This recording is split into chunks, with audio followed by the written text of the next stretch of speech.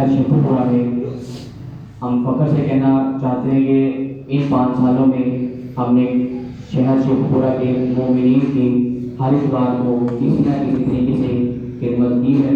اس میں اس کا سارا کریڈٹ نعرہ تکبیر، ماشاءاللہ جی، سبحان اللہ. نعرہ رسالت، پورے ایمان، نعرہ حیدری، سبحان اللہ جی، ماشاءاللہ. مومنین کرام، ہمارا یہ سفر 4 سال پہلے شروع ہوا تھا.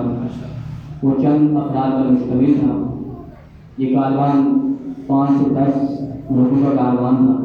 آج الحمدللہ یہ کافی پھل پھول گیا ہے. اس کی وجہ یہ ہے کہ شہر شیخوپورہ میں کاروانی کسانے جس لگن جس دیانتداری کے ساتھ مومنین کی خدمت کی ہے وہ تمام مومنین کے سامنے ہے. ہمارا مقصد کاروانی کسا کا کہ شیخوپورہ میں ایسے فلاحی کام کیے جائیں جن کا ہمارے شہر میں فقدان ہے، جس میں فی سبیل اللہ عزاداری جو کہ اپنا بیعت ہو چکی ہے.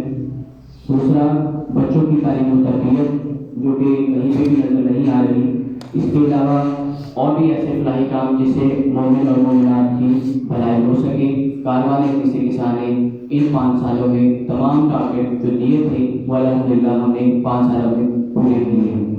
ان کی تفصیلات انشاءاللہ کچھ دیر میں آپ کو بتائی جائیں گی کہ کاروان کسانے پچھلے 5 سالوں میں کیا کیا خدمات انجام دی ہیں.